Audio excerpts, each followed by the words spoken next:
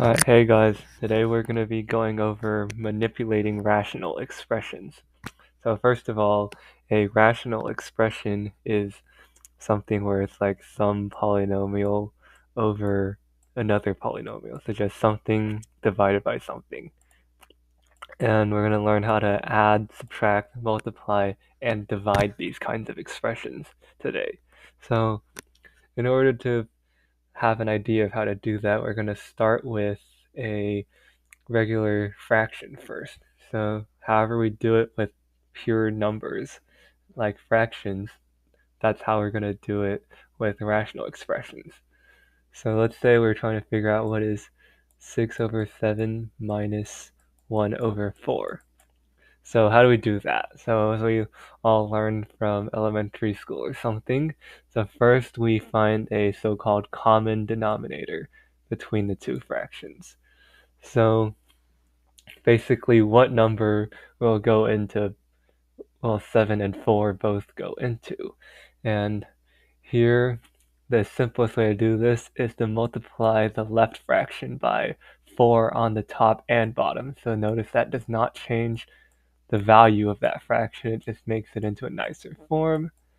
And similarly, we multiply the fraction on the right by 7 on the top and bottom. 7 times 4, 7 times 1. Okay, now since we have the same denominator now, we can actually add. So 6 times 4 is 24, 7 times 1 is 7, so minus 7, 7 times 4 is 28, and our answer is 17 over 28. So for adding and subtracting rational expressions, this is the exact same idea we'll be using. Let's take another example. Like, I don't know, x over x plus 2 minus 5 over x.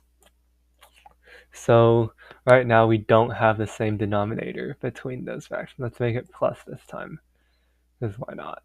And then x plus 2 and x, they are not the same expression, so we can't add them just yet, but we can find a common denominator. So if we multiply this x plus 2 by x, we'll have to multiply the top by x also. X times x over x times x plus 2. And then for this other fraction, we're going to multiply top and bottom by x plus 2 so that this fraction still remains the same value, but we can have the same denominator on both.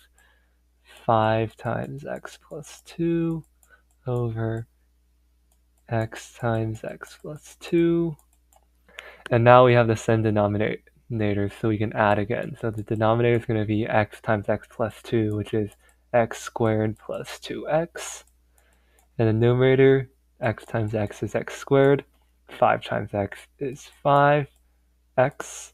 And 5 times 2 is 10. Alright, let's do another example.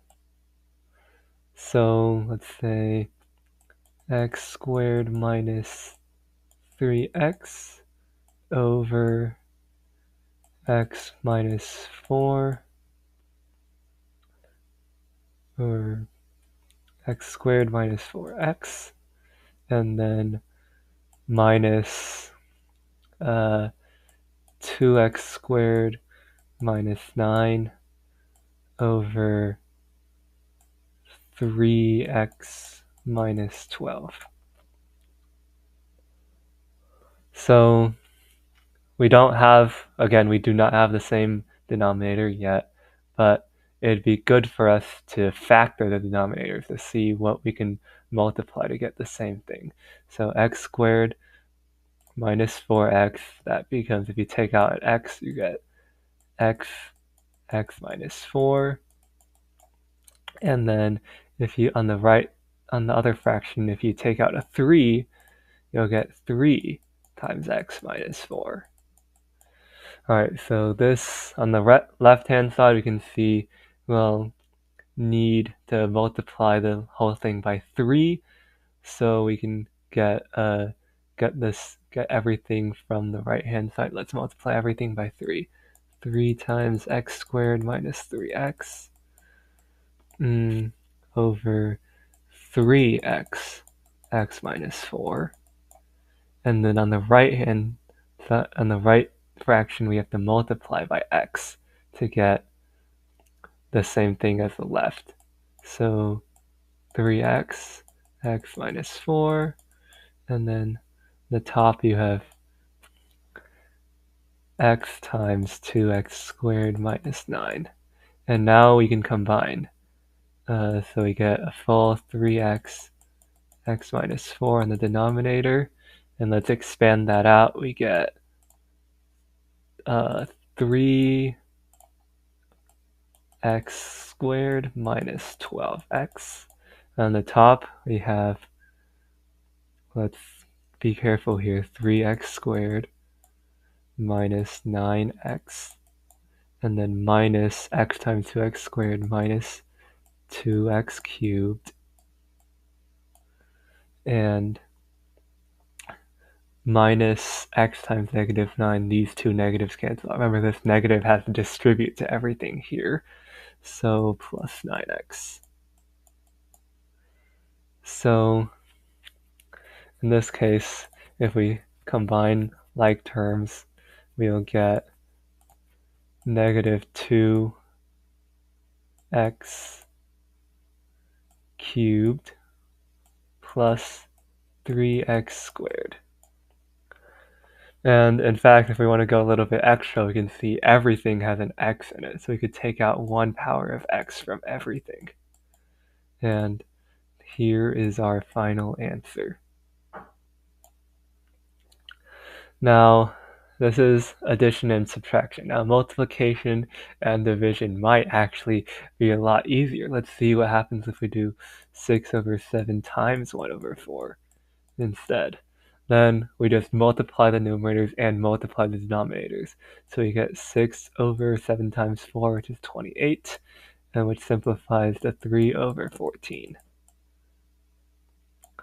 All right, let's try it with fractions. Let's say we have x squared minus x minus 42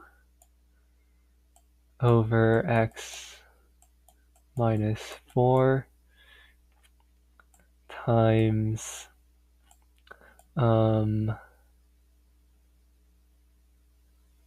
x squared minus 3x minus 4 over x squared plus 7x plus 6. Okay, so since we're multiplying, we're going to multiply the numerators together and the denominators together. But if we do that, that's a lot of multiplications. We're not going to multiply these two trinomials together. We're going to try to factor stuff out and see if anything cancels out nicely. So again, it's going back to some stuff that you've done before. If you factor x squared minus x minus 42, what adds to negative 1 and multiplies negative 42. That's 6 and negative 7, so x plus 6, x minus 7 over x minus 4. And what do we have on the right? What multiplies the negative 4, adds to negative 3, 1 and 4, 1 and negative 4. And what multiplies the 6, adds to 7, that's 1 and 6. Alright, now since we factored this, it's actually very nice here. So the x plus 6 on the top and bottom cancels out. The x minus 4 on the top and bottom cancels out. The x plus 1 on the top and bottom cancels out. So we actually just end up with x minus 7 over 1 times 1 over 1. And that's just x minus 7. Alright, so let's do one with division. So division, let's again go back to real numbers. Let's say 6 over 7 divided by 1 over 4. So we just flip the second fraction and multiply like usual. So this would be 6 over 7 times 4 over 1, which would just be 24 over 7. So let's look at division with a polynomial. So let's say we have x squared minus x minus 2 over x plus 3 divided by x minus 1, x plus 1 over 5. So again, we are going to change this into multiplication. And we're going to flip the second fraction.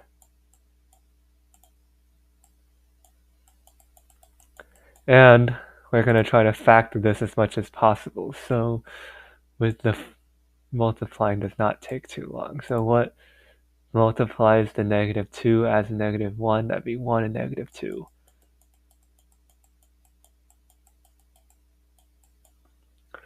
Alright, so nice. Some stuff cancels out again. So we're just left with x minus 2 over x plus 3 times 5 over 1.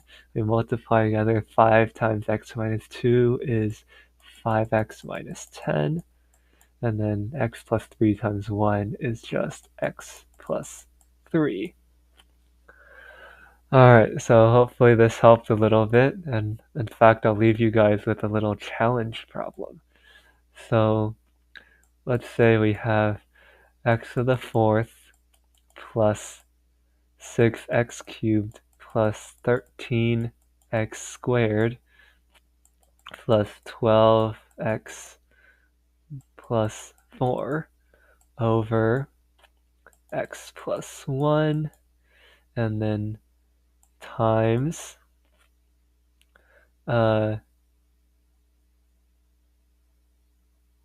x plus 3 over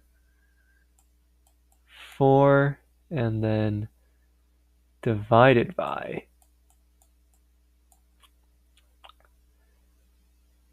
3 over